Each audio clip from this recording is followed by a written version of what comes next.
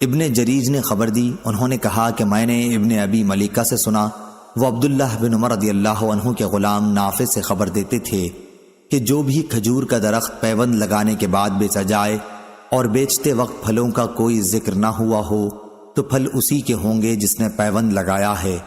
غلام اور کھیت کا بھی یہی حال ہے۔ نافع نے ان تینوں چیزوں کا نام لیا تھا۔ صحیح بخاری حدیث نمبر 2203۔ امام مالک نے خبر دی، انہیں نافع نے، انہیں عبداللہ بن عمر رضی اللہ عنہ نے، کہ رسول اللہ صلی اللہ علیہ وسلم نے فرمایا، اگر کسی نے کھجور کے ایسے درخت بیچے ہوں جن کو پیوندی کیا جا چکا تھا تو اس کا پھل بیچنے والے ہی کا رہتا ہے، البتہ اگر خریدنے والے نے شرط لگا دی ہو کہ پھل سمیت سودا ہو رہا ہے تو پھل بھی خریدار کی ملکیت میں آ جائیں گے۔ صحیح بخاری حدیث نمبر 2204۔ لیث نے بیان کیا، ان سے نافع نے، ان سے عبداللہ بن عمر رضی اللہ عنہ نے بیان کیا کہ نبی کریم صلی اللہ علیہ وسلم نے مزابنہ سے منع فرمایا، یعنی باغ کے پھلوں کو اگر وہ کھجور ہیں تو ٹوٹی ہوئی کھجور کے بدلے ناپ کر بیچا جائے، اور اگر انگور ہیں تو اسے خشک انگور کے بدلے ناپ کر بیچا جائے، اور اگر وہ کھیتی ہے تو ناپ کر غلے کے بدلے بیچا جائے۔ آپ صلی اللہ علیہ وسلم نے ان تمام قسموں کے لین دین سے منع فرمایا ہے۔ صحیح بخاری حدیث نمبر 2205۔ لیث نے بیان کیا، ان سے نافع نے اور ان سے عبداللہ بن عمر رضی اللہ عنہ نے، کہ نبی کریم صلی اللہ علیہ وسلم نے فرمایا، جس شخص نے بھی کسی کھجور کے درخت کو پیوندی بنایا پھر اس درخت ہی کو بیچ دیا تو اس موسم کا پھل اسی کا ہوگا جس نے پیوندی کیا ہے، لیکن اگر خریدار نے پھلوں کی بھی شرط لگا دی ہے تو یہ امر دیگر ہے۔ صحیح بخاری حدیث نمبر 2206۔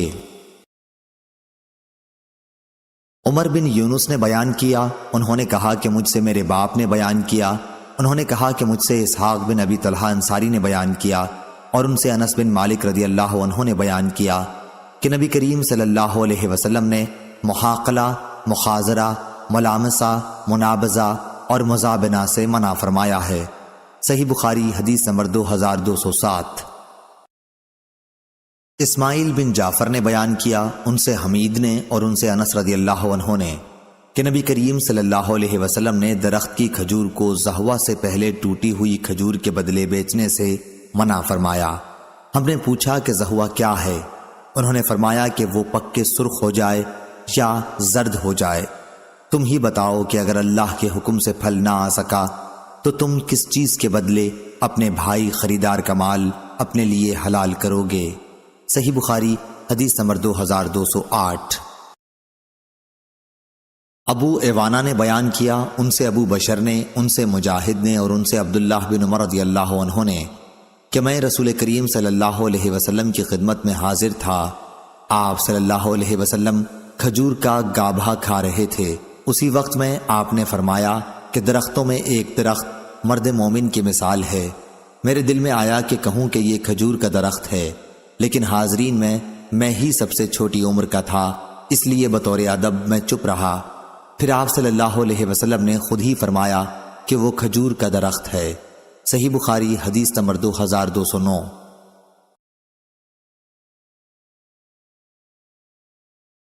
امام مالک نے خبر دی، انہیں حمید طویل نے اور انہیں انس بن مالک رضی اللہ عنہ نے، کہ رسول اللہ صلی اللہ علیہ وسلم کو ابو طیبہ نے پچھانا لگایا تو آپ نے انہیں 1 صاع کھجور مزدوری میں دینے کا حکم فرمایا اور اس کے مالکوں سے فرمایا کہ وہ اس کے خراج میں کچھ کمی کر دیں۔ صحیح بخاری حدیث نمبر 2210۔ سفیان نے بیان کیا، ان سے ہشام نے، ان سے عروہ نے اور ان سے عائشہ رضی اللہ عنہا نے، کہ معاویہ رضی اللہ عنہ کی والدہ حضرت ہندہ رضی اللہ عنہا نے رسول کریم صلی اللہ علیہ وسلم سے کہا کہ ابو سفیان بخیل آدمی ہے، تو کیا اگر میں ان کے مال میں سے چھپا کر کچھ لے لیا کروں تو کوئی حرج ہے؟ آپ صلی اللہ علیہ وسلم نے فرمایا کہ تم اپنے لیے اور اپنے بیٹوں کے لیے نیک نیتی کے ساتھ اتنا لے سکتی ہو جو تم سب کے لیے کافی ہو جایا کرے۔ صحیح بخاری حدیث نمبر 2211۔ ہشام نے خبر دی، دوسری سند محمد نے بیان کیا، کہا کہ میں نے عثمان بن فرقد سے سنا، انہوں نے کہا کہ میں نے ہشام بن عروہ سے سنا، وہ اپنے باپ سے بیان کرتے تھے کہ انہوں نے عائشہ رضی اللہ عنہا سے سنا، وہ فرماتی تھیں کہ قرآن کی آیت جو شخص مالدار ہو وہ اپنی زیر پرورش یتیم کا مال ہضم کرنے سے اپنے کو بچائے، اور جو فقیر ہو وہ نیک نیتی کے ساتھ اس میں سے کھا لے۔ یہ آیت یتیموں کے ان سرپرستوں کے متعلق نازل ہوئی تھی جو ان کی اور ان کے مال کی نگرانی اور دیکھ بھال کرتے ہوں، کہ اگر وہ فقیر ہیں تو اس خدمت کے عوض نیک نیتی کے ساتھ اس میں سے کھا سکتے ہیں۔ صحیح بخاری حدیث نمبر 2212۔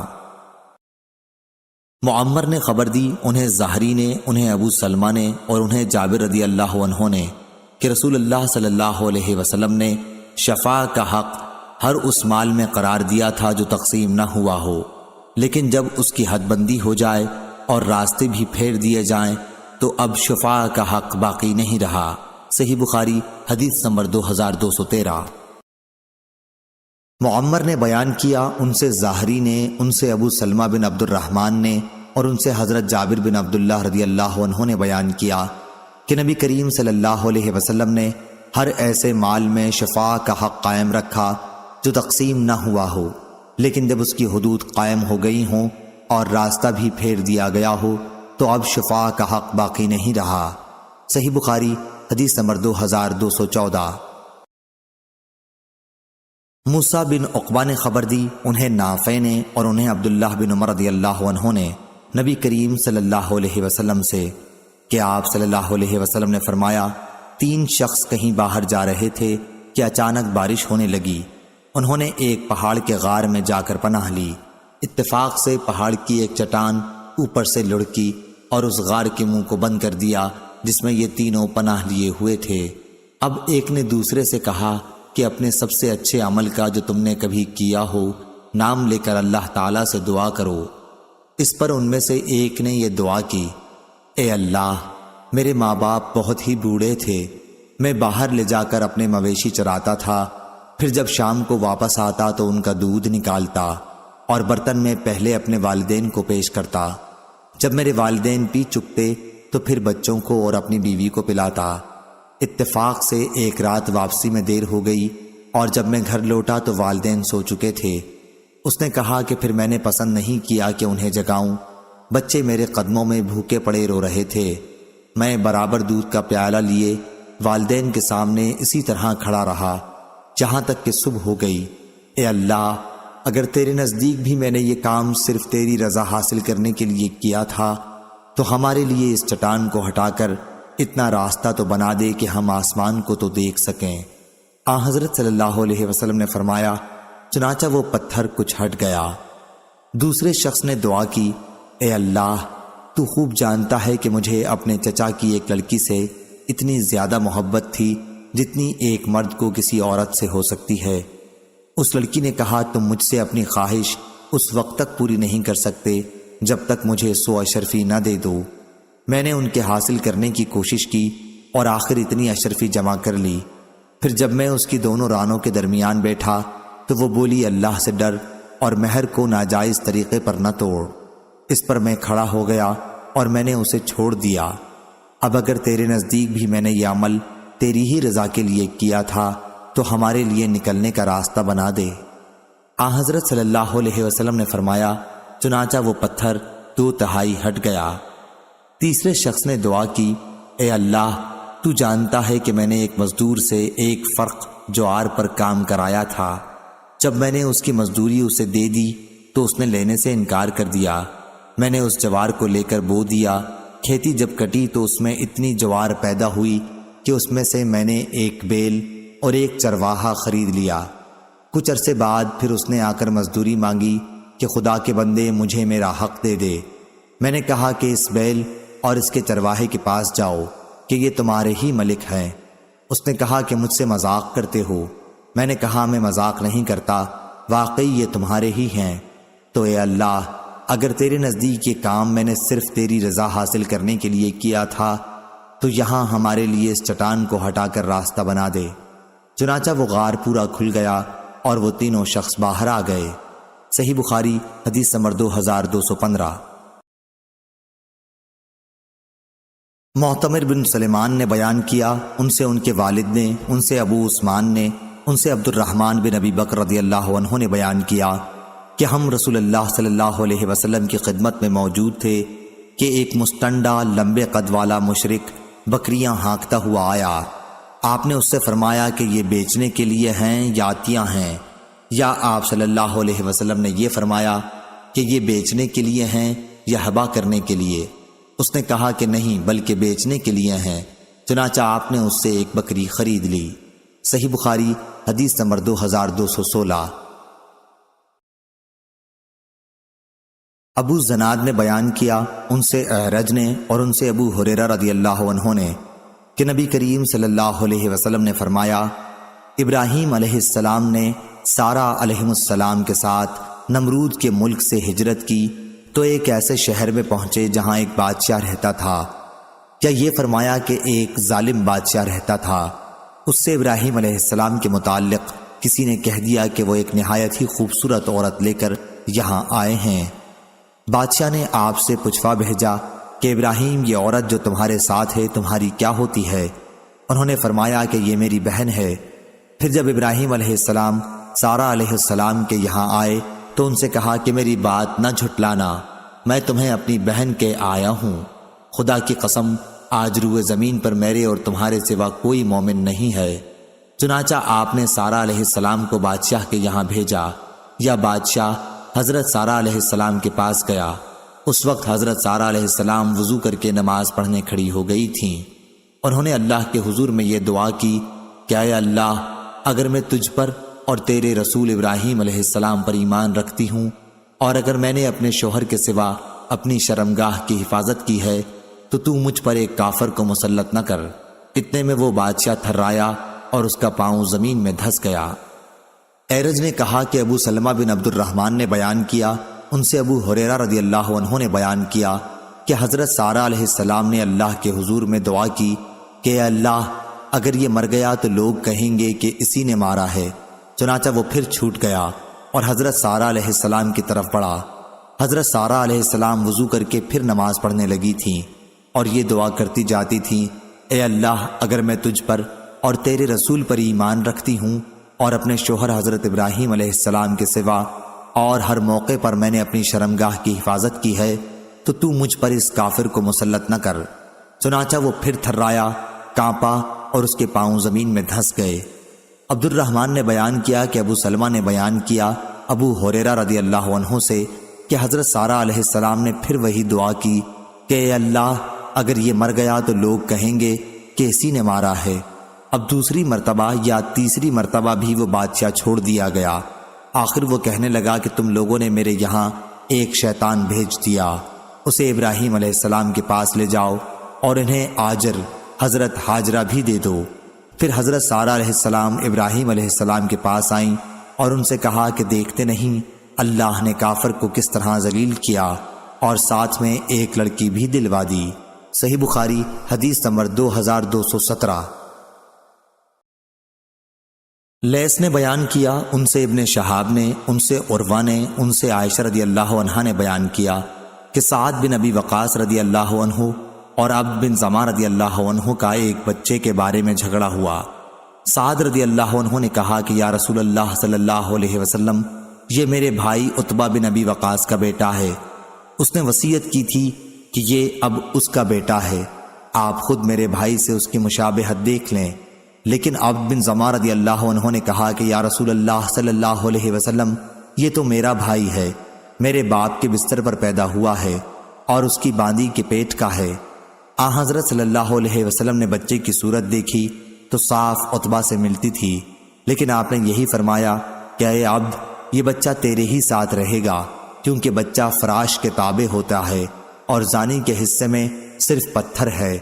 اور اے سودا بنت زمہ رضی اللہ عنہا، اس لڑکے سے تو پردہ کیا کر۔ چنانچہ سودا رضی اللہ عنہا نے پھر اسے کبھی نہیں دیکھا۔ صحیح بخاری حدیث نمبر 2218۔ عبد الرحمن بن عوف رضی اللہ عنہ نے صہیب رضی اللہ عنہ سے کہا، اللہ سے ڈر اور اپنے باپ کے سوا کسی اور کا بیٹا نہ بن۔ صہیب رضی اللہ عنہ نے کہا کہ اگر مجھے اتنی دولت بھی مل جائے تو بھی میں یہ کہنا پسند نہیں کرتا، مگر واقعہ یہ ہے کہ میں تو بچپن ہی میں چرا لیا گیا تھا۔ صحیح بخاری حدیث نمبر 2219۔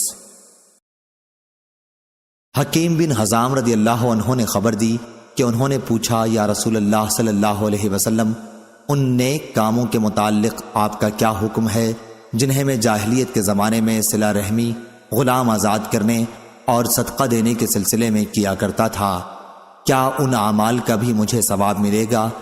حضرت حکیم بن حزام رضی اللہ عنہ فرماتے ہیں کہ رسول اللہ صلی اللہ علیہ وسلم نے فرمایا، جتنی نیکیاں تم پہلے کر چکے ہو ان سب کے ساتھ اسلام لائے ہو۔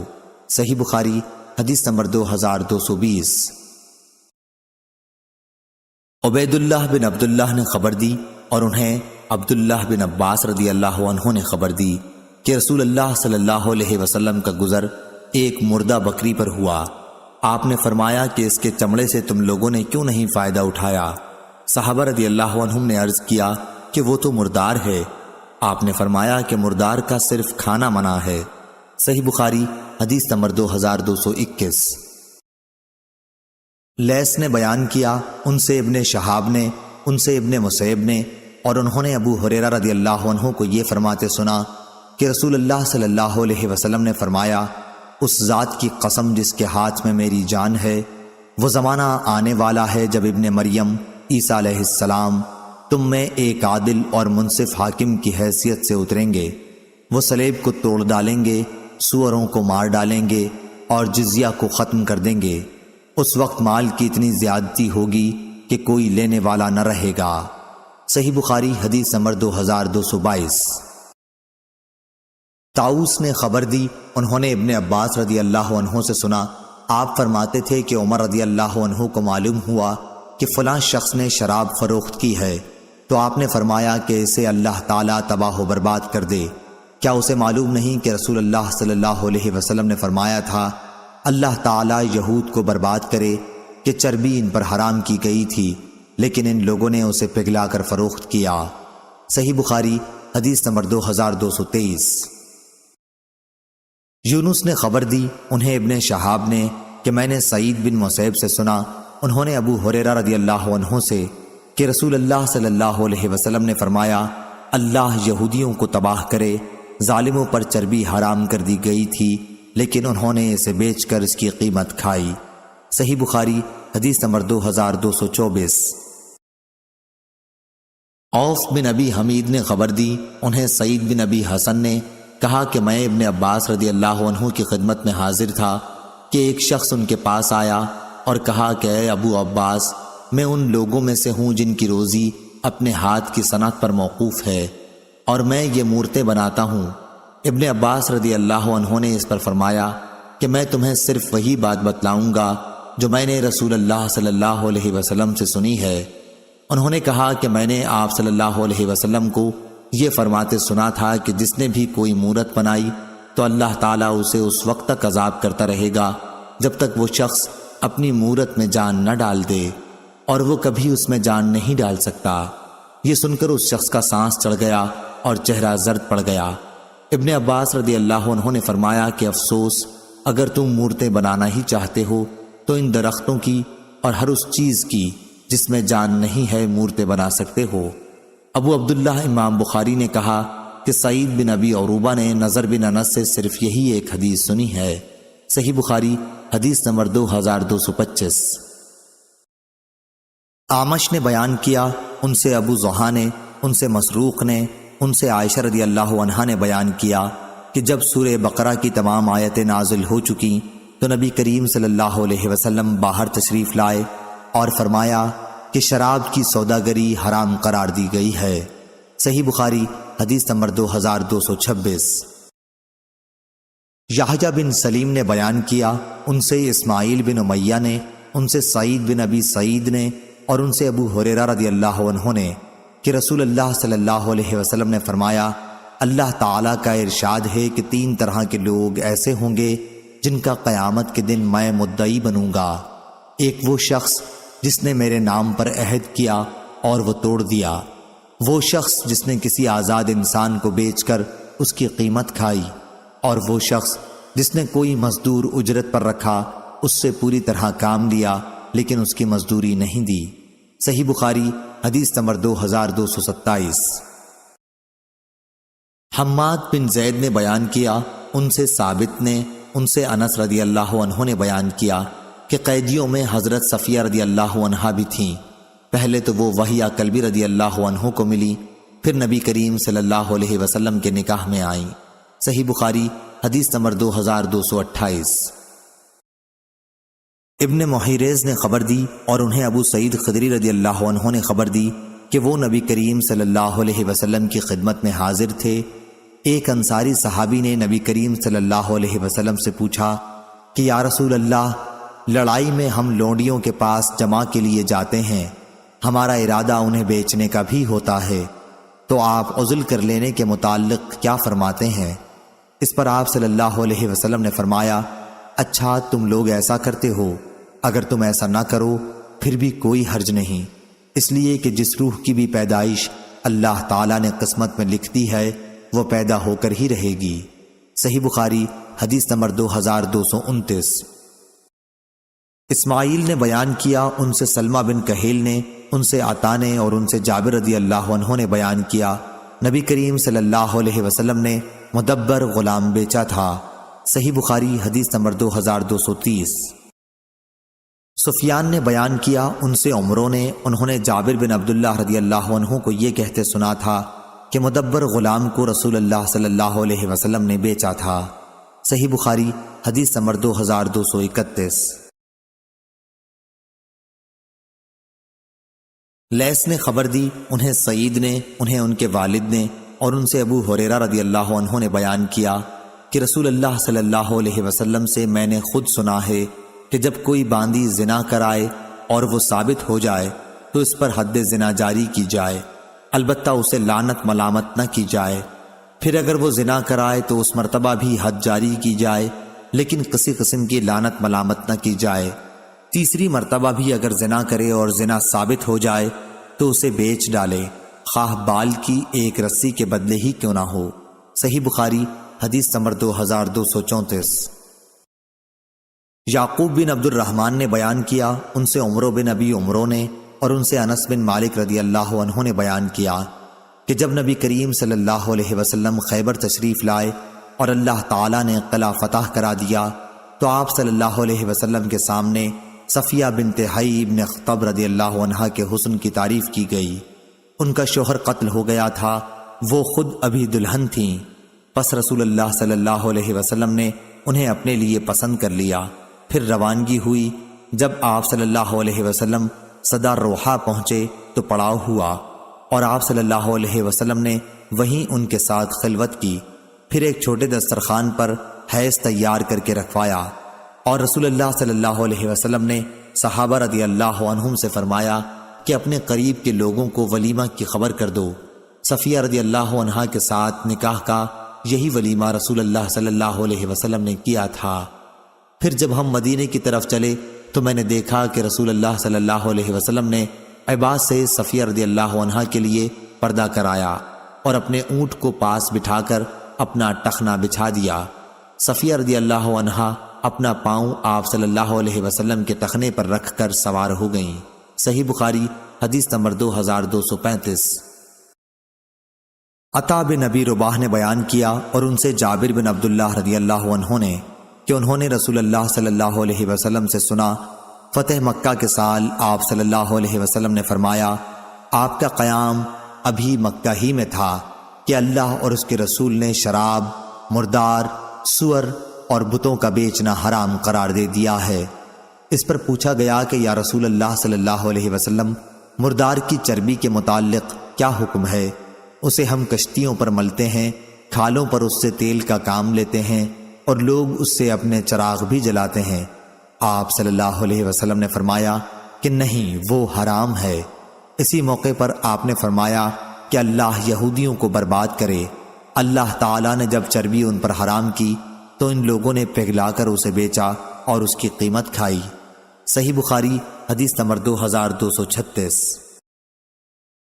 امام مالک نے خبر دی، انہیں ابن شہاب نے، انہیں ابی بکر بن عبد الرحمن نے اور انہیں ابو مسعود انصاری رضی اللہ عنہ نے کہ رسول اللہ صلی اللہ علیہ وسلم نے کتے کی قیمت زانیہ کی اجرت اور کاہن کی اجرت سے منع فرمایا تھا۔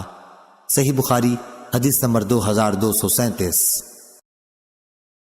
عون بن ابی جحیفہ نے خبر دی، کہا کہ میں نے اپنے والد کو دیکھا کہ ایک پچنا لگانے والے غلام کو خرید رہے ہیں اور ان کے پچنا لگانے کے آلات توڑنے کا حکم دیا۔ اس پر میں نے اس کے متعلق ان سے پوچھا تو انہوں نے کہا کہ رسول اللہ صلی اللہ علیہ وسلم نے خون کی قیمت، کتے کی قیمت، باندی کی ناجائز کمائی سے منع فرمایا تھا۔ گودنے والیوں اور گدوانے والیوں، سود لینے والوں اور دینے والوں پر لعنت کی تھی، اور تصویر بنانے والے پر بھی لعنت کی تھی۔ صحیح بخاری حدیث نمبر 2238۔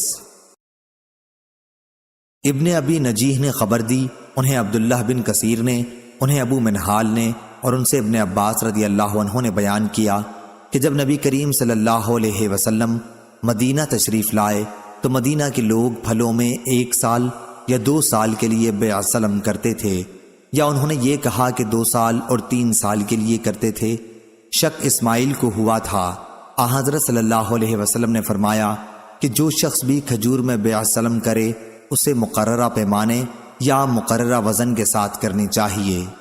ہم سے محمد نے بیان کیا، کہا کہ ہم کو اسماعیل نے خبر دی، ان سے ابن ابی نجیح نے بیان کیا کہ بیع سلم مقررہ پیمانے اور مقررہ وزن میں ہونی چاہیے۔ صحیح بخاری حدیث نمبر 2239۔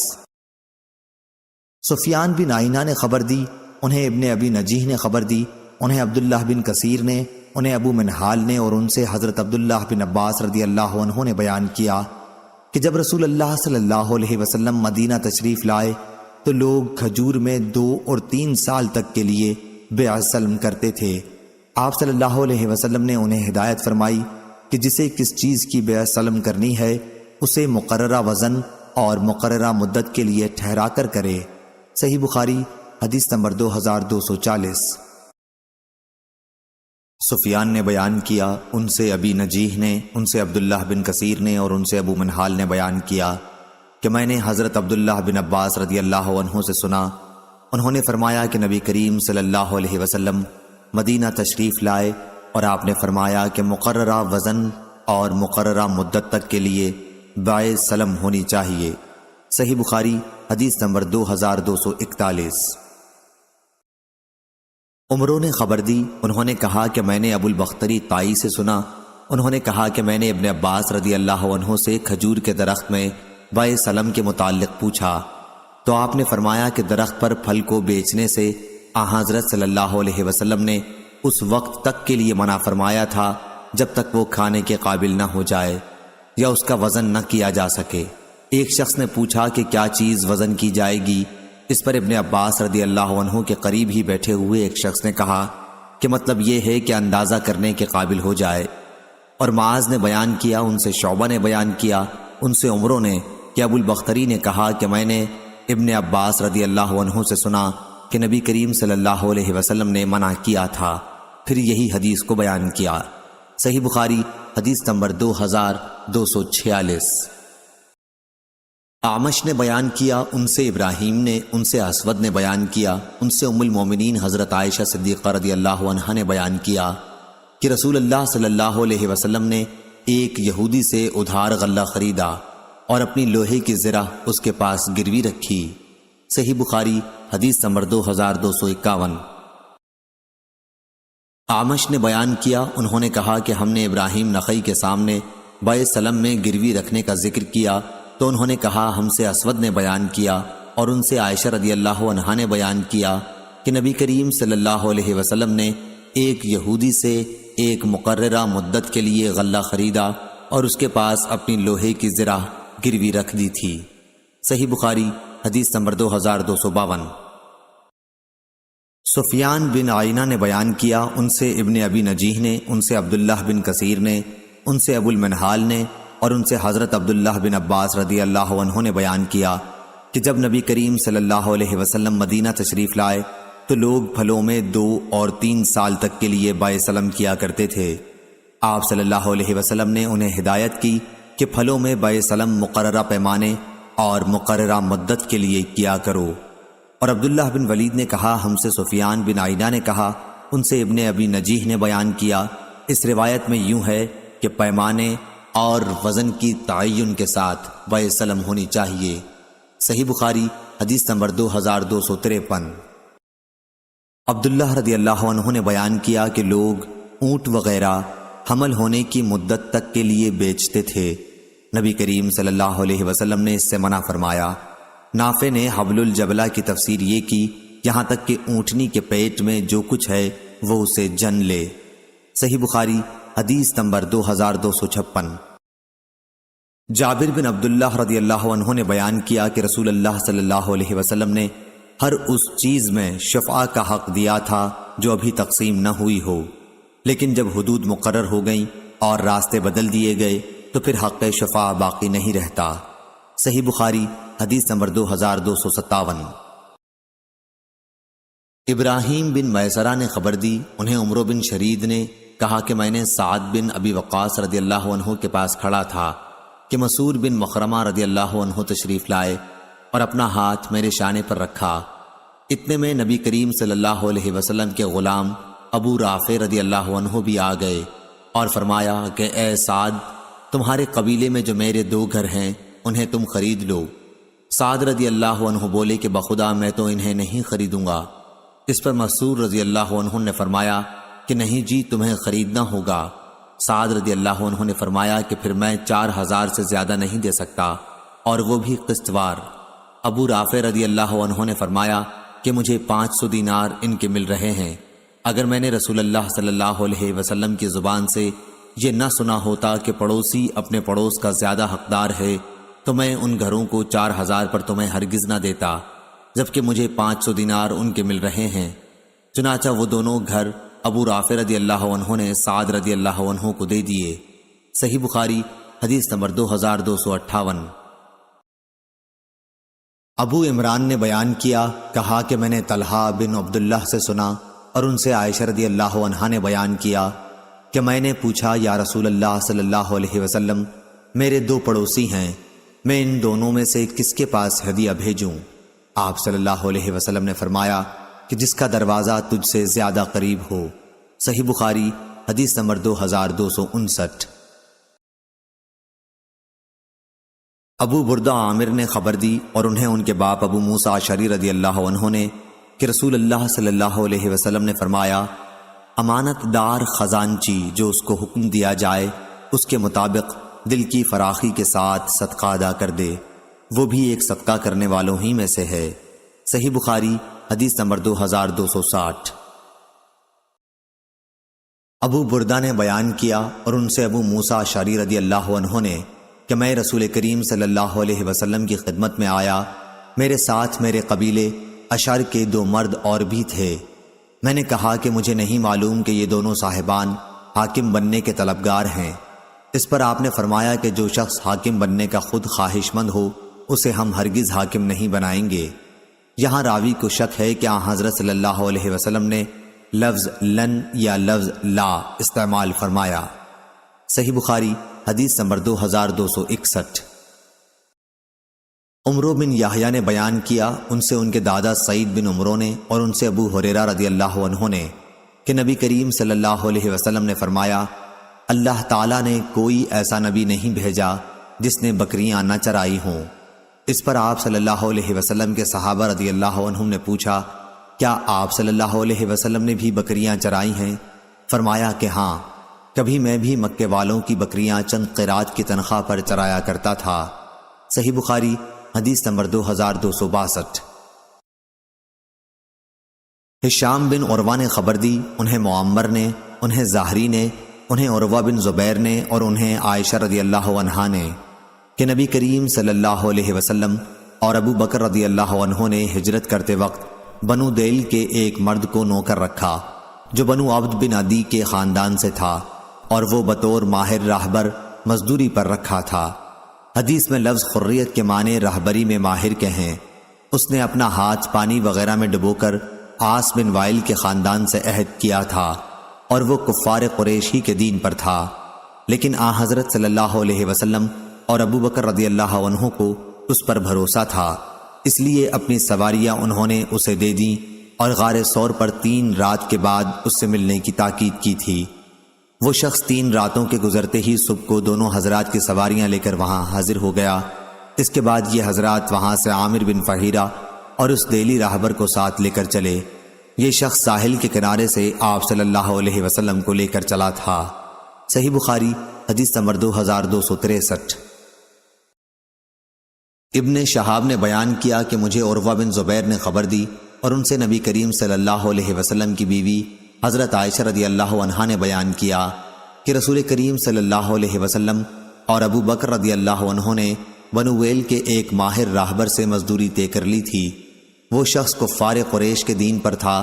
ان دونوں حضرات نے اپنی دونوں اونٹنیاں اس کے حوالہ کر دی تھیں اور کہہ دیا تھا کہ وہ 3 راتوں کے بعد صبح سویرے ہی سواریوں کے ساتھ غار ثور پر آ جائے۔ صحیح بخاری حدیث نمبر 2264۔ عطا بن ابی رباح نے خبر دی، انہیں صفوان بن یعلی نے، ان کو یعلی بن امیہ رضی اللہ عنہ نے، انہوں نے کہا کہ میں نبی کریم صلی اللہ علیہ وسلم کے ساتھ جیش اسرا غزوہ تبوک میں گیا تھا۔ یہ میرے نزدیک میرا سب سے زیادہ قابل اعتماد نیک عمل تھا۔ میرے ساتھ ایک مزدور بھی تھا۔ وہ ایک شخص سے جھگڑا اور ان میں سے ایک نے دوسرے مقابل والے کی انگلی چبا ڈالی۔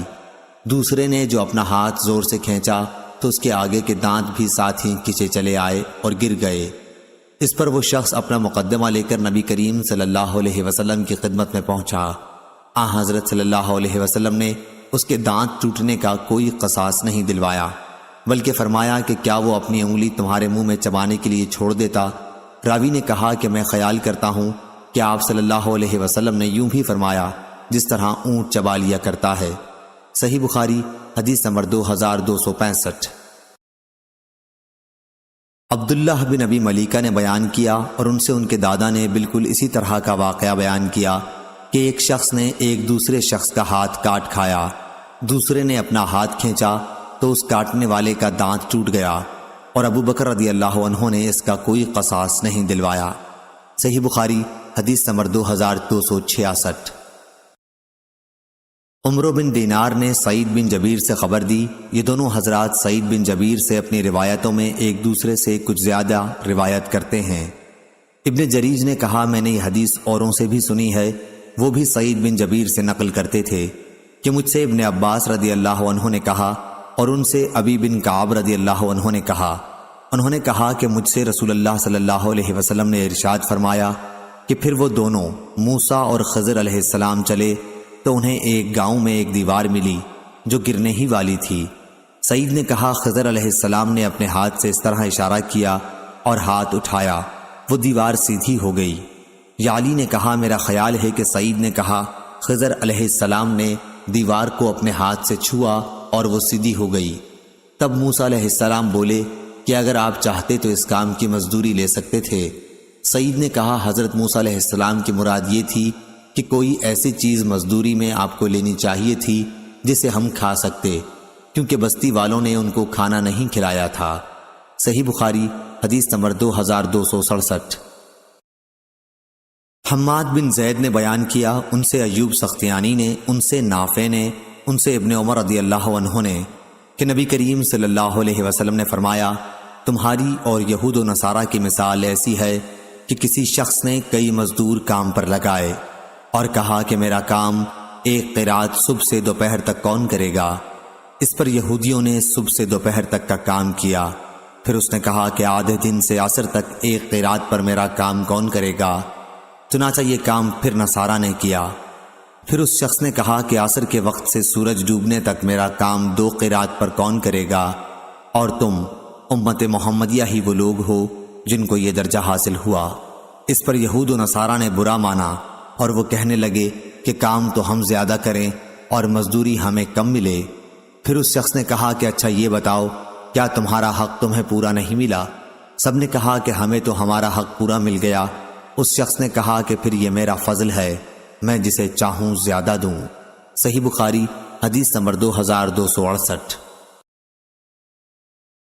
عبداللہ بن عمر رضی اللہ عنہ کے غلام عبداللہ بن دینار نے بیان کیا اور ان سے عبداللہ بن عمر بن خطاب رضی اللہ عنہ نے بیان کیا کہ رسول اللہ صلی اللہ علیہ وسلم نے فرمایا تمہاری اور یہود و نصارہ کی مثال ایسی ہے کہ ایک شخص نے چند مزدور کام پر لگائے اور کہا کہ ایک ایک قرات پر آدھے دن تک میری مزدوری کون کرے گا؟ پس یہود نے ایک قرات پر یہ مزدوری کی، پھر نصارہ نے بھی ایک ایک قرات پر کام کیا، پھر تم لوگوں نے عصر سے مغرب تک دو دو قرات پر کام کیا۔ اس پر یہود و نصارہ غصہ ہو گئے کہ ہم نے کام تو زیادہ کیا اور مزدوری ہم کو کم ملی۔ اس پر اس شخص نے کہا کہ کیا میں نے تمہارا حق ذرہ برابر بھی مارا ہے؟ انہوں نے کہا کہ نہیں۔ پھر اس شخص نے کہا کہ یہ میرا فضل ہے، جسے چاہوں زیادہ دیتا ہوں۔ صحیح بخاری حدیث نمبر 2269۔ یحییٰ بن سلیم نے بیان کیا، ان سے اسماعیل بن امیہ نے، ان سے سعید بن ابی سعید نے اور ان سے ابو ہریرہ رضی اللہ عنہ نے کہ نبی کریم صلی اللہ علیہ وسلم نے بتلایا کہ اللہ تعالیٰ کا فرمان ہے کہ 3 قسم کے لوگ ایسے ہیں کہ جن کا قیامت میں خود مدعی بنوں گا۔ ایک تو وہ شخص جس نے میرے نام پہ عہد کیا اور پھر وعدہ خلافی کی، دوسرا وہ جس نے کسی آزاد آدمی کو بیچ کر اس کی قیمت کھائی، اور تیسرا وہ شخص جس نے کسی کو مزدور کیا، پھر کام تو اس سے پورا لیا لیکن اس کی مزدوری نہ دی۔ صحیح بخاری حدیث نمبر 2270۔ ابو اسامہ نے بیان کیا، ان سے برید بن عبداللہ نے، ان سے ابو بردہ نے اور ان سے ابو موسیٰ اشعری رضی اللہ عنہ نے کہ نبی کریم صلی اللہ علیہ وسلم نے فرمایا، مسلمانوں کی اور یہود و نصارہ کی مثال ایسی ہے کہ ایک شخص نے چند آدمیوں کو مزدور کیا کہ یہ سب اس کا ایک کام صبح سے رات تک مقررہ اجرت پر کریں۔ چنانچہ کچھ لوگوں نے یہ کام دوپہر تک کیا، پھر کہنے لگے کہ ہمیں تمہاری اس مزدوری کی ضرورت نہیں ہے جو تم نے ہم سے طے کی ہے، بلکہ جو کام ہم نے کر دیا وہ بھی غلط رہا۔ اس پر اس شخص نے کہا کہ ایسا نہ کرو، اپنا کام پورا کر لو اور اپنی پوری مزدوری لے جاؤ، لیکن انہوں نے انکار کر دیا اور کام چھوڑ کر چلے گئے۔ آخر اس نے دوسرے مزدور لگائے اور ان سے کہا کہ باقی دن پورا کر لو تو میں تمہیں وہی مزدوری دوں گا جو پہلے مزدوروں سے طے کی تھی۔ چنانچہ انہوں نے کام شروع کیا، لیکن عصر کی نماز کا وقت آیا تو انہوں نے بھی یہی کہا کہ ہم نے جو تمہارا کام کر دیا ہے وہ بالکل بیکار رہا، وہ مزدوری بھی تم اپنے پاس ہی رکھو جو تم نے ہم سے طے کی تھی۔ اس شخص نے ان کو سمجھایا کہ اپنا باقی کام پورا کر لو، دن بھی اب تھوڑا ہی باقی رہ گیا ہے، لیکن وہ نہ مانے۔ آخر اس شخص نے دوسرے مزدور لگائے کہ یہ دن کا جو حصہ باقی رہ گیا ہے اس میں یہ کام کر دیں۔ چنانچہ ان لوگوں نے سورج غروب ہونے تک دن کے بقیہ حصے میں کام پورا کیا، اور پہلے اور دوسرے مزدوروں کی مزدوری بھی سب انہی کو ملی۔ تو مسلمانوں کی اور اس نور کی جس کو انہوں نے قبول کیا یہی مثال ہے۔ صحیح بخاری حدیث نمبر 2271۔ سالم بن عبداللہ نے بیان کیا، ان سے عبداللہ بن عمر رضی اللہ عنہ نے بیان کیا کہ میں نے نبی کریم صلی اللہ علیہ وسلم سے سنا، آپ صلی اللہ علیہ وسلم نے فرمایا کہ پہلی امت کے 3 آدمی کہیں سفر میں جا رہے تھے۔ رات ہونے پر رات گزارنے کے لیے انہوں نے ایک پہاڑ کے غار میں پناہ لی اور اس میں اندر داخل ہو گئے۔ اتنے میں پہاڑ سے ایک چٹان لڑکی اور اس نے غار کا منہ بند کر دیا۔ سب نے کہا کہ اب اس غار سے تمہیں کوئی چیز نکالنے والی نہیں سوائے اس کے کہ تم سب اپنے سب سے زیادہ اچھے عمل کو یاد کر کے اللہ تعالیٰ سے دعا کرو۔ اس پر ان میں سے ایک شخص نے اپنی دعا شروع کی کہ اے اللہ، میرے ماں باپ بہت بوڑھے تھے اور میں روزانہ ان سے پہلے گھر میں کسی کو بھی دودھ نہیں پلاتا تھا، نہ اپنے بال بچوں کو اور نہ اپنے غلام وغیرہ کو۔ ایک دن مجھے ایک چیز کی تلاش میں رات ہو گئی اور جب میں گھر واپس ہوا تو وہ میرے ماں باپ سو چکے تھے۔ پھر میں نے ان کے لیے شام کا دودھ نکالا، جب ان کے پاس لایا تو وہ سوئے ہوئے تھے۔ مجھے یہ بات ہرگز اچھی معلوم نہیں ہوئی کہ ان سے پہلے اپنے بال بچوں یا اپنے کسی غلام کو دودھ پلاؤں، اس لیے میں ان کے سرہانے کھڑا رہا۔ دودھ کا پیالہ میرے ہاتھ میں تھا اور میں ان کے جاگنے کا انتظار کر رہا تھا، یہاں تک کہ صبح ہو گئی۔ اب میرے ماں باپ جاگے اور انہوں نے اپنا شام کا دودھ اس وقت پیا۔ اے اللہ، اگر میں نے یہ کام محض تیری رضا حاصل کرنے کے لیے کیا تھا تو اس چٹان کی آفت کو ہم سے ہٹا دے۔ اس دعا کے نتیجے میں وہ غار تھوڑا سا کھل گیا، مگر نکلنا اب بھی ممکن نہ تھا۔ رسول کریم صلی اللہ علیہ وسلم نے فرمایا کہ پھر دوسرے نے دعا کی، اے اللہ، میرے چچا کی ایک لڑکی تھی جو سب سے زیادہ مجھے محبوب تھی، میں نے اس کے ساتھ برا کام کرنا چاہا لیکن اس نے نہ مانا۔ اسی زمانے میں 1 سال قحط پڑا تو وہ میرے پاس آئی۔ میں نے اسے 120 دینار اس شرط پر دیے کہ وہ خلوت میں مجھ سے برا کام کرائے۔ چنانچہ وہ راضی ہو گئی۔ اب میں اس پر قابو پا چکا تھا، لیکن اس نے کہا کہ تمہارے لیے میں جائز نہیں کرتی کہ اس مہر کو تم حق کے بغیر توڑو۔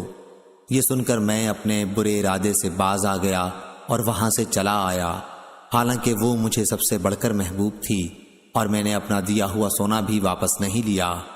اے اللہ، اگر یہ کام میں نے صرف تیری رضا کے لیے کیا تھا تو ہماری اس مصیبت کو دور کر دے۔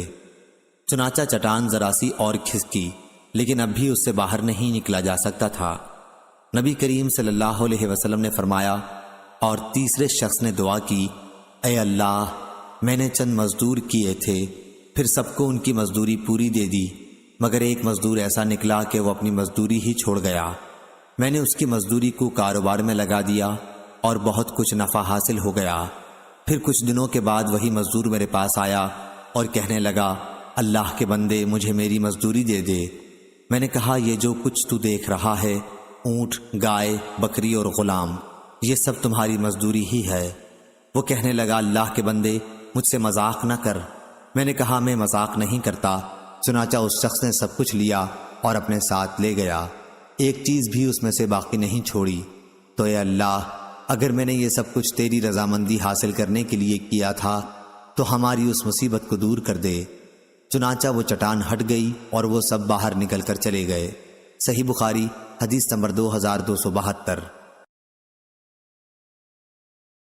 اعمش نے بیان کیا، ان سے شفیق نے اور ان سے ابو مسعود انصاری رضی اللہ عنہ نے، کہ رسول کریم صلی اللہ علیہ وسلم نے جب ہمیں صدقہ کرنے کا حکم دیا تو بعض لوگ بازاروں میں جا کر بوجھ اٹھاتے، جن سے ایک مد مزدوری ملتی، وہ اس میں سے بھی صدقہ کرتے۔ آج ان میں سے کسی کے پاس لاکھ درہم یا دینار موجود ہیں۔ شفیق نے کہا، ہمارا خیال ہے کہ ابو مسعود رضی اللہ عنہ نے کسی سے اپنے ہی تئیں مراد لیا تھا۔ صحیح بخاری حدیث نمبر 2273۔ عبد الواحد بن زیاد نے بیان کیا، ان سے معمر نے بیان کیا، ان سے ابن طاؤس نے، ان سے ان کے باپ نے، اور ان سے ابن عباس رضی اللہ عنہ نے، کہ نبی کریم صلی اللہ علیہ وسلم نے تجارتی قافلوں سے منڈی سے آگے جا کر ملاقات کرنے سے منع فرمایا تھا، اور یہ کہ شہری دیہاتی کا مال نہ بیچیں۔ میں نے پوچھا، اے ابن عباس رضی اللہ عنہ، شہری دیہاتی کا مال نہ بیچیں کا کیا مطلب ہے؟ انہوں نے فرمایا کہ مراد یہ ہے کہ ان کے دلال نہ بنے۔ صحیح بخاری حدیث نمبر 2274۔ خباب بن ارت رضی اللہ عنہ نے بیان کیا، انہوں نے کہا کہ میں لوہار تھا، میں نے عاص بن وائل مشرک کا کام کیا۔ جب میری بہت سی مزدوری اس کے سر چڑھ گئی تو میں اس کے پاس تقاضا کرنے آیا۔ وہ کہنے لگا کہ خدا کی قسم، میں تمہاری مزدوری اس وقت تک نہیں دوں گا جب تک محمد صلی اللہ علیہ وسلم سے نہ پھر جاؤ۔ میں نے کہا، خدا کی قسم، یہ تو اس وقت تک بھی نہ ہوگا جب تو مر کے دوبارہ زندہ ہوگا۔ اس نے کہا، کیا میں مرنے کے بعد پھر دوبارہ زندہ کیا جاؤں گا؟ میں نے کہا کہ ہاں۔ اس پر وہ بولا، پھر کیا ہے؟ وہیں میرے پاس مال اور اولاد ہوگی اور وہیں میں تمہارا قرض ادا کر دوں گا۔ اس پر قرآن مجید کی آیت نازل ہوئی، اے پیغمبر، کیا تو نے اس شخص کو دیکھا جس نے ہماری آیتوں کا انکار کیا اور کہا کہ مجھے ضرور وہاں مال و اولاد دی جائے گی؟ صحیح بخاری حدیث نمبر 2275۔ ابو سعید خدری رضی اللہ عنہ نے بیان کیا کہ حضرت صلی اللہ علیہ وسلم کے کچھ صحابہ رضی اللہ عنہم سفر میں تھے۔ دوران سفر میں وہ عرب کے ایک قبیلے پر اترے۔ صحابہ رضی اللہ عنہم نے چاہا کہ قبیلہ والے انہیں اپنا مہمان بنا لیں، لیکن انہوں نے مہمانی نہیں کی بلکہ صاف انکار کر دیا۔ اتفاق سے اسی قبیلے کے سردار کو سانپ نے ڈس لیا۔ قبیلے والوں نے ہر طرح کی کوشش کر ڈالی، لیکن ان کا سردار اچھا نہ ہوا۔ ان کے کسی آدمی نے کہا، چلو ان لوگوں سے بھی پوچھیں جو یہاں آ کر اترے ہیں، ممکن ہے کوئی دم جھاڑے کی چیز ان کے پاس ہو۔ چنانچہ قبیلے والے ان کے پاس آئے اور کہا کہ بھائیو، ہمارے سردار کو سانپ نے ڈس لیا ہے، اس کے لیے ہم نے ہر قسم کی کوشش کر ڈالی لیکن کچھ فائدہ نہ ہوا، کیا تمہارے پاس کوئی چیز دم کرنے کی ہے؟ ایک صحابی نے کہا کہ قسم اللہ کی، میں اسے جھاڑ دوں گا، لیکن ہم نے تم سے میزبانی کے لیے کہا تھا اور تم نے اس سے انکار کر دیا، اس لیے اب میں بھی اجرت کے بغیر نہیں جھاڑ سکتا۔ آخر بکریوں کے ایک گلے پر ان کا معاملہ طے ہوا۔ وہ صحابی رضی اللہ عنہ وہاں گئے اور الحمدللہ رب العالمین پڑھ پڑھ کر دم کیا۔ ایسا معلوم ہوا جیسے کسی کی رسی کھول دی گئی ہو۔ وہ سردار اٹھ کر چلنے لگا، تکلیف و درد کا نام و نشان بھی باقی نہیں تھا۔ بیان کیا کہ پھر انہوں نے طے شدہ اجرت صحابہ رضی اللہ عنہم کو ادا کر دی۔ کسی نے کہا کہ اسے تقسیم کر لو، لیکن جنہوں نے جھاڑا تھا وہ بولے کہ نبی کریم صلی اللہ علیہ وسلم کی خدمت میں حاضر ہو کر پہلے ہم آپ سے اس کا ذکر کر لیں، اس کے بعد دیکھیں گے کہ آپ کیا حکم دیتے ہیں۔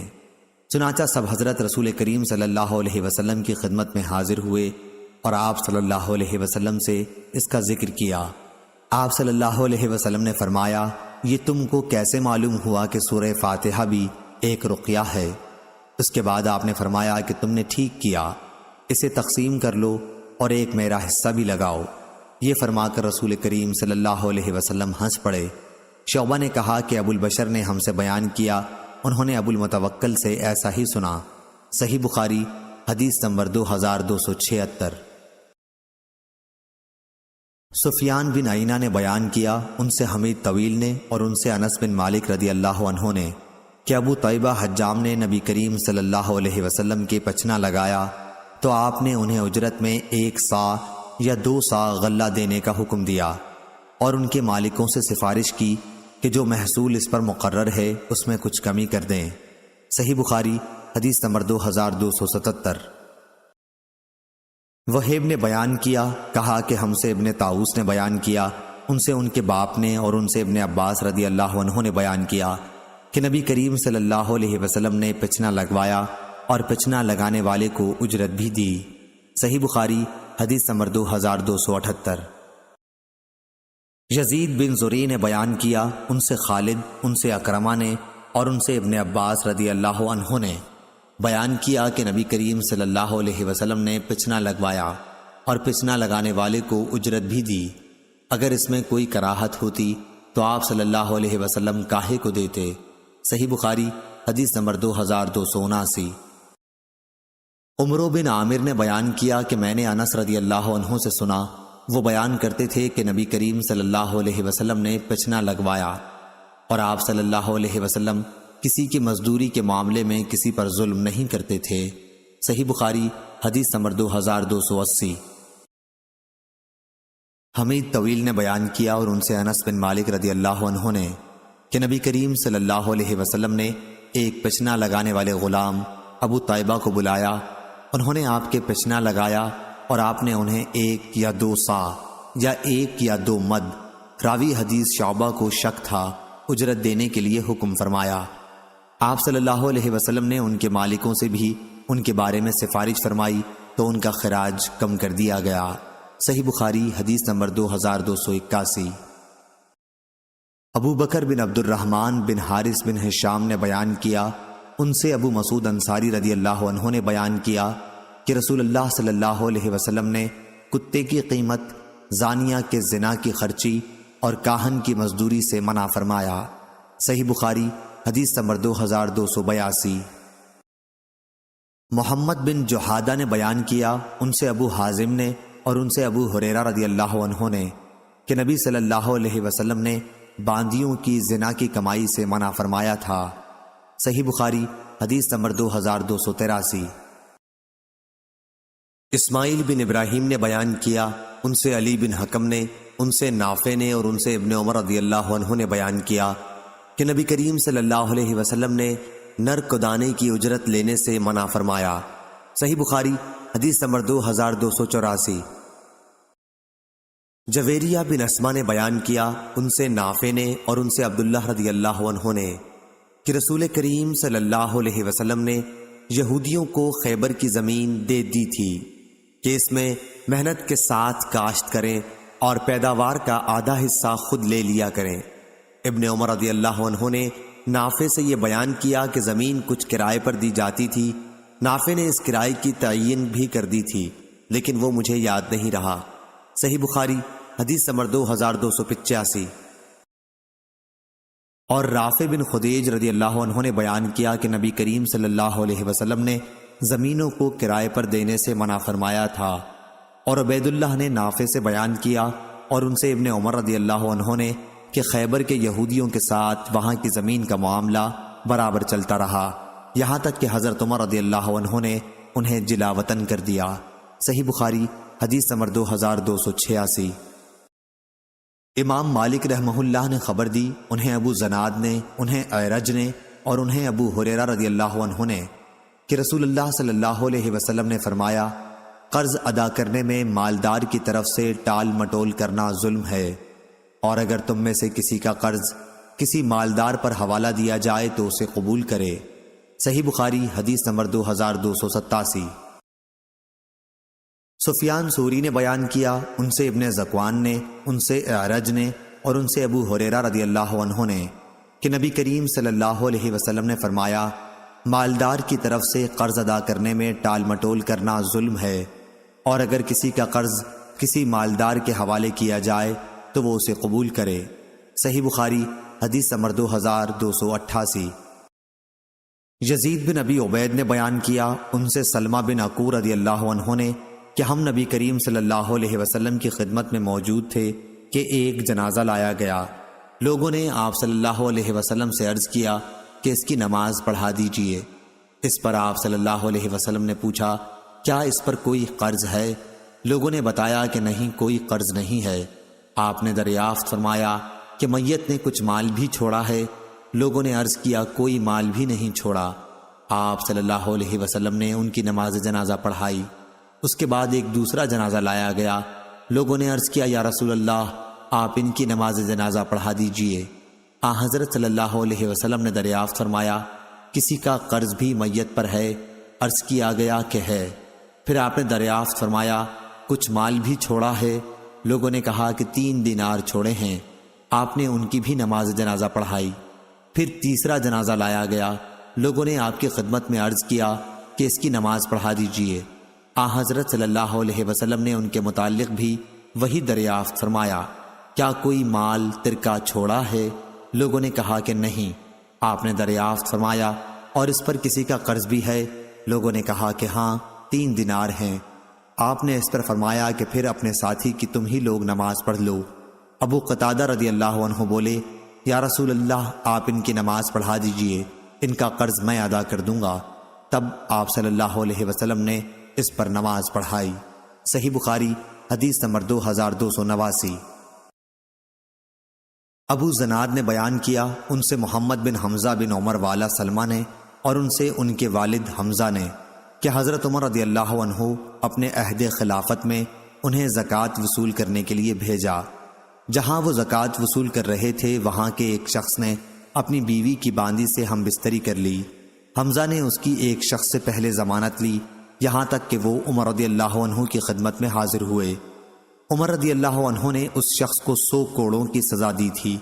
اس آدمی نے جو جرم اس پر لگا تھا اس کو قبول کیا تھا، لیکن جہالت کا عذر کیا تھا۔ حضرت عمر رضی اللہ عنہ نے اس کو معذور رکھا تھا، اور جریر اور اشعث نے عبداللہ بن مسعود رضی اللہ عنہ سے مرتدوں کے بارے میں کہا کہ ان سے توبہ کرائیے اور ان کی ضمانت طلب کیجیے کہ دوبارہ مرتد نہ ہوں گے۔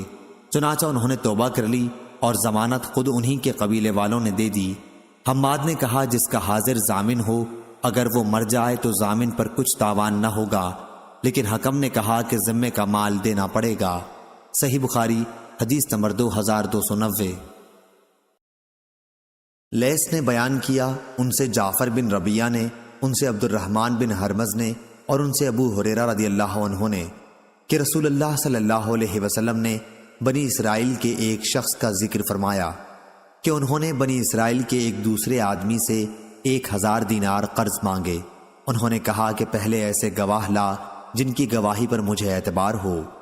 قرض مانگنے والا بولا کہ گواہ تو بس اللہ ہی کافی ہے۔ پھر انہوں نے کہا، اچھا کوئی ضامن لا۔ قرض مانگنے والا بولا کہ ضامن بھی اللہ ہی کافی ہے۔ انہوں نے کہا کہ تو نے سچی بات کہی۔ چنانچہ اس نے ایک مقررہ مدت کے لیے اس کو قرض دے دیا۔ یہ صاحب قرض لے کر دریائی سفر پر روانہ ہوئے اور پھر اپنی ضرورت پوری کر کے کسی سواری، کشتی وغیرہ کی تلاش کی تاکہ اسے دریا پار کر کے اس مقررہ مدت تک قرض دینے والے کے پاس پہنچ سکے جو اس سے طے پائی تھی اور اس کا قرض ادا کر دے۔ لیکن کوئی سواری نہیں ملی۔ آخر اس نے ایک لکڑی لی اور اس میں سوراخ کیا، پھر 1000 دینار اور ایک اس مضمون کا خط کہ اس کی طرف سے قرض دینے والے کی طرف یہ دینار بھیجے جا رہے ہیں، اور اس کا منہ بند کر دیا اور اسے دریا پر لے آئے۔ پھر کہا، اے اللہ، تو خوب جانتا ہے کہ میں نے فلاں شخص سے 1000 دینار قرض لیے تھے۔ اس نے مجھ سے ضامن مانگا تو میں نے کہہ دیا تھا کہ میرا ضامن اللہ تعالیٰ کافی ہے، اور وہ بھی تجھ پر راضی ہوا۔ اس نے مجھ سے گواہ مانگا تو اس کا بھی جواب میں نے یہی دیا کہ اللہ پاک گواہ کافی ہے، تو وہ مجھ پر راضی ہو گیا۔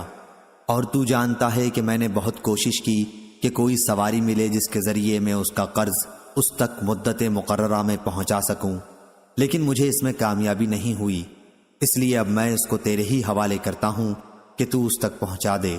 چنانچہ اس نے وہ لکڑی جس میں رقم تھی دریا میں بہا دی۔ اب وہ دریا میں تھی اور وہ صاحب قرضدار واپس ہو چکے تھے، اگرچہ فکر اب بھی یہی تھا کہ کسی طرح کوئی جہاز ملے جس کے ذریعے وہ اپنے شہر میں جا سکیں۔ دوسری طرف وہ صاحب جنہوں نے قرض دیا تھا اسی تلاش میں بندرگاہ آئے کہ ممکن ہے کوئی جہاز ان کا مال لے کر آیا ہو، لیکن وہاں انہیں ایک لکڑی ملی، وہی جس میں مال تھا۔ انہوں نے وہ لکڑی اپنے گھر کے ایندھن کے لیے لی، لیکن جب اسے چیرا تو اس میں سے دینار نکلے اور ایک خط بھی نکلا۔ کچھ دنوں کے بعد جب وہ صاحب اپنے شہر آئے تو قرض خواہ کے گھر آئے، اور یہ خیال کر کے کہ شاید وہ لکڑی نہ مل سکی ہو، دوبارہ 1000 دینار ان کی خدمت میں پیش کر دیے، اور کہا کہ اللہ کی قسم، میں تو برابر اسی کوشش میں رہا کہ کوئی جہاز ملے تو تمہارے پاس تمہارا مال لے کر پہنچوں، لیکن اس دن سے پہلے جب کہ میں یہاں پہنچنے کے لیے سوار ہوا مجھے اپنی کوششوں میں کامیابی نہیں ہوئی۔ پھر انہوں نے پوچھا، اچھا یہ تو بتاؤ کہ کوئی چیز کبھی تم نے میرے نام بھیجی تھی؟ مقروض نے جواب دیا، بتا تو رہا ہوں آپ کو کہ کوئی جہاز مجھے اس جہاز سے پہلے نہیں ملا جس سے میں آج پہنچا ہوں۔ اس پر قرض خواہ نے کہا کہ پھر اللہ نے بھی آپ کا وہ قرض ادا کر دیا جسے آپ نے لکڑی میں بھیجا تھا۔ چنانچہ وہ صاحب اپنا 1000 دینار لے کر خوش خوش واپس لوٹ گئے۔ صحیح بخاری حدیث نمبر 2291۔ ابو اسامہ نے بیان کیا، ان سے ادریس نے، ان سے طلحہ بن مصرف نے، ان سے سعید بن جبیر نے اور ان سے ابن عباس رضی اللہ عنہ نے کہ قرآن مجید کی آیت لِكُلٍّ جَعَلْنَا مَوَالِيَ کے متعلق ابن عباس رضی اللہ عنہ نے فرمایا کہ موالی کے معنی ورثے کے ہیں۔ وَالَّذِينَ عَقَدَتْ ایمانکم کا قصہ یہ ہے کہ مہاجرین جب مدینہ آئے تو مہاجر انصار کا ترکہ پاتے تھے اور انصاری کے ناطہ داروں کو کچھ نہ ملتا، اس بھائی پنے کی وجہ سے جو نبی کریم صلی اللہ علیہ وسلم کی قائم ہوئی تھی۔ پھر جب آیت وَلِكُلٍّ جَعَلْنَا مَوَالِيَ نازل ہوئی تو پہلی آیت وَالَّذِينَ عَقَدَتْ أَيْمَانُكُمْ منسوخ ہو گئی، سوائے امداد، تعاون اور خیرخواہی کے۔ البتہ میراث کا حکم جو انصار و مہاجرین کے درمیان مواخات کی وجہ سے تھا وہ منسوخ ہو گیا، اور وصیت جتنی چاہے کی جا سکتی ہے، جیسی اور شخصوں کے لیے بھی ہو سکتی ہے۔ تہائی ترکے میں سے وصیت کی جا سکتی ہے جس کا نفاذ کیا جائے گا۔ صحیح بخاری حدیث نمبر 2292۔ اسماعیل بن جعفر نے بیان کیا، ان سے حمید نے اور ان سے انس رضی اللہ عنہ نے کہ جب عبد الرحمن بن عوف رضی اللہ عنہ ہمارے یہاں آئے تھے تو رسول اللہ صلی اللہ علیہ وسلم نے ان کا بھائی چارہ سعد بن ربی رضی اللہ عنہ سے کرایا تھا۔ صحیح بخاری حدیث نمبر 2293۔ عاصم بن سلیمان نے بیان کیا، کہا کہ میں نے انس رضی اللہ عنہ سے پوچھا، کیا آپ کو یہ بات معلوم نہیں کہ نبی کریم صلی اللہ علیہ وسلم نے ارشاد فرمایا تھا اسلام میں جاہلیت والے غلط قسم کے عہد و پیمان نہیں ہیں؟ تو انہوں نے کہا کہ نبی کریم صلی اللہ علیہ وسلم نے خود انصار اور قریش کے درمیان میرے گھر میں عہد و پیمان کرایا تھا۔ صحیح بخاری حدیث نمبر 2294۔ ابو عاصم نے بیان کیا، ان سے یزید بن ابی عبید نے، ان سے سلمہ بن عقور رضی اللہ عنہ نے کہ نبی کریم صلی اللہ علیہ وسلم کے یہاں نماز پڑھنے کے لیے کسی کا جنازہ آیا۔ آپ نے دریافت فرمایا، کیا اس میت پر کسی کا قرض تھا؟ لوگوں نے کہا کہ نہیں۔ آپ نے ان کی نماز جنازہ پڑھا دی۔ پھر ایک اور جنازہ آیا، آپ نے دریافت فرمایا، میت پر کسی کا قرض تھا؟ لوگوں نے کہا ہاں تھا۔ یہ سن کر آپ نے فرمایا کہ پھر اپنے ساتھی کی تم ہی نماز پڑھ لو۔ ابو قتادہ رضی اللہ عنہ نے عرض کیا، یا رسول اللہ صلی اللہ علیہ وسلم، ان کا قرض میں ادا کر دوں گا۔ تب آپ صلی اللہ علیہ وسلم نے ان کی نماز جنازہ پڑھائی۔ صحیح بخاری حدیث نمبر 2295۔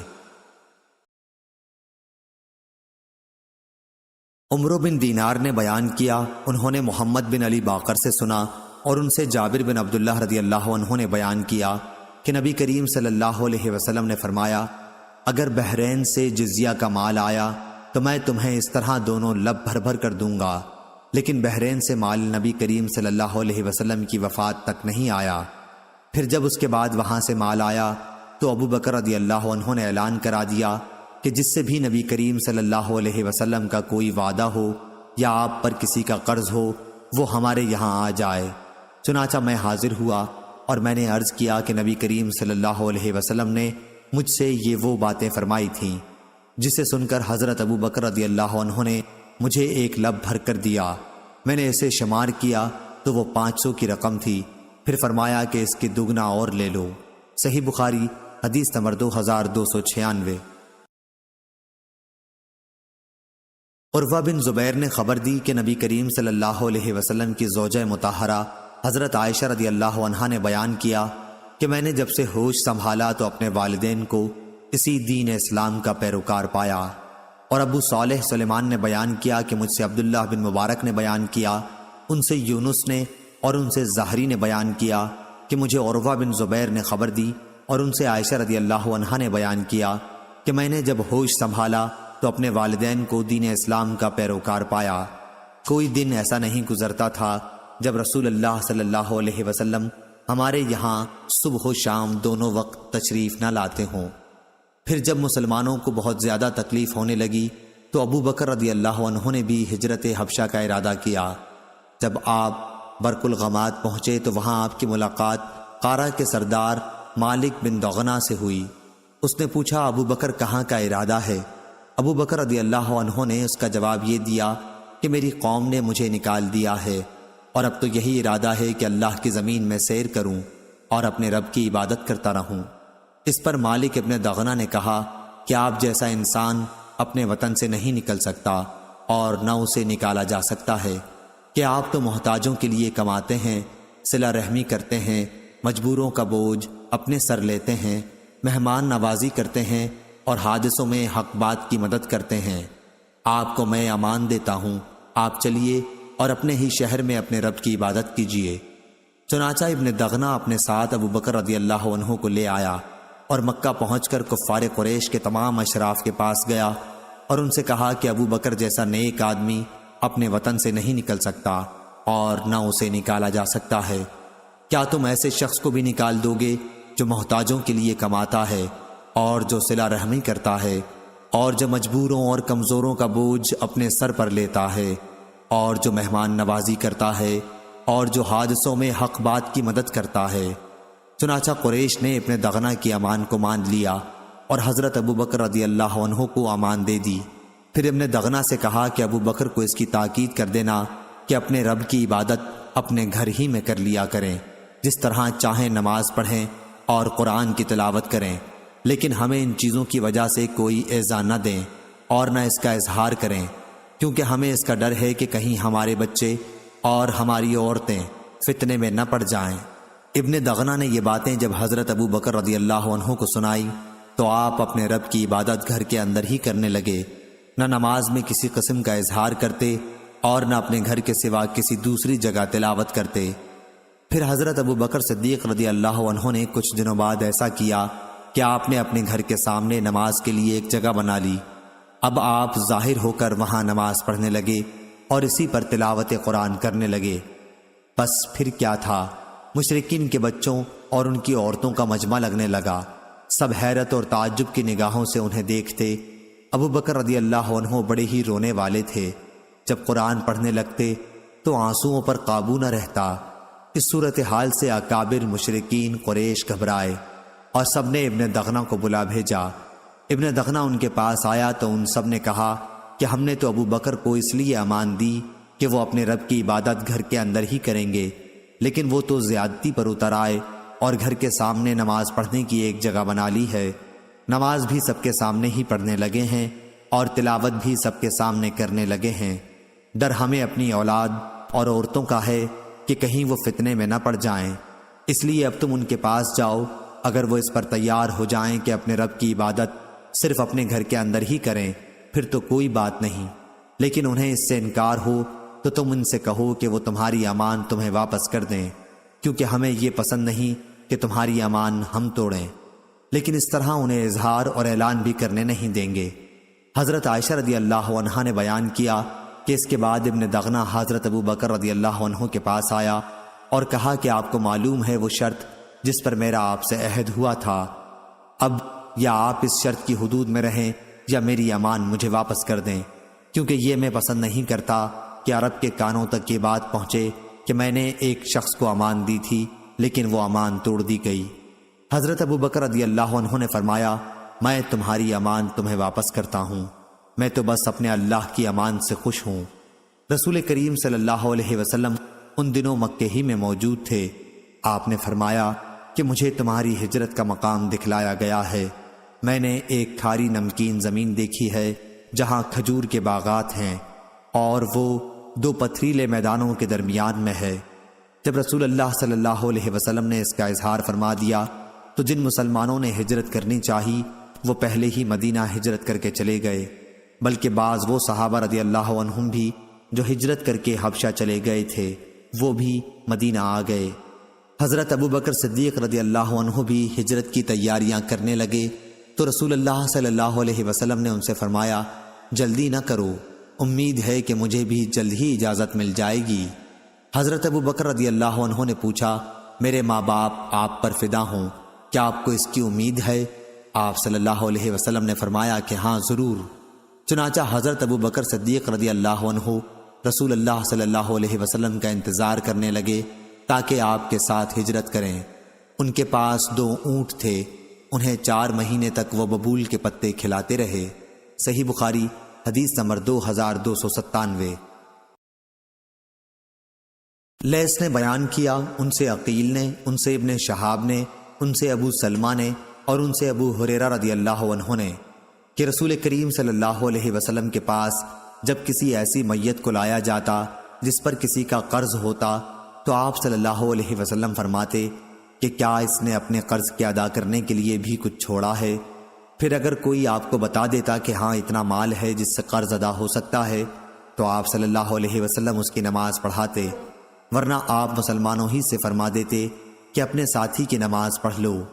پھر جب اللہ تعالیٰ نے آپ پر فتح کے دروازے کھول دیے تو آپ صلی اللہ علیہ وسلم نے فرمایا کہ میں مسلمانوں کا خود ان کی ذات سے بھی زیادہ مستحق ہوں، اس لیے اب جو بھی مسلمان وفات پا جائے اور وہ مقروض رہا ہو تو اس کا قرض ادا کرنا میرے ذمہ ہے، اور جو مسلمان مال چھوڑ جائے وہ اس کے وارثوں کا حق ہے۔ صحیح بخاری حدیث نمبر 2298۔ ابن ابی نجیح نے بیان کیا، ان سے مجاہد نے، ان سے عبد الرحمن بن ابی لیلہ نے اور ان سے علی رضی اللہ عنہ نے بیان کیا کہ نبی کریم صلی اللہ علیہ وسلم نے مجھے حکم دیا تھا کہ ان قربانی کے جانوروں کے جھول اور ان کے چمڑے کو میں خیرات کر دوں جنہیں قربانی کیا گیا تھا۔ صحیح بخاری حدیث نمبر 2299۔ لیث نے بیان کیا، ان سے یزید نے، ان سے ابو الخیر نے اور ان سے عقبہ بن عامر رضی اللہ عنہ نے کہ نبی کریم صلی اللہ علیہ وسلم نے کچھ بکریاں ان کے حوالے کی تھیں تاکہ صحابہ رضی اللہ عنہم میں ان کو تقسیم کر دیں۔ ایک بکری کا بچہ باقی رہ گیا، جب اس کا ذکر انہوں نے حضرت صلی اللہ علیہ وسلم سے کیا تو آپ نے فرمایا کہ اس کی تو قربانی کر لے۔ صحیح بخاری حدیث نمبر 2300۔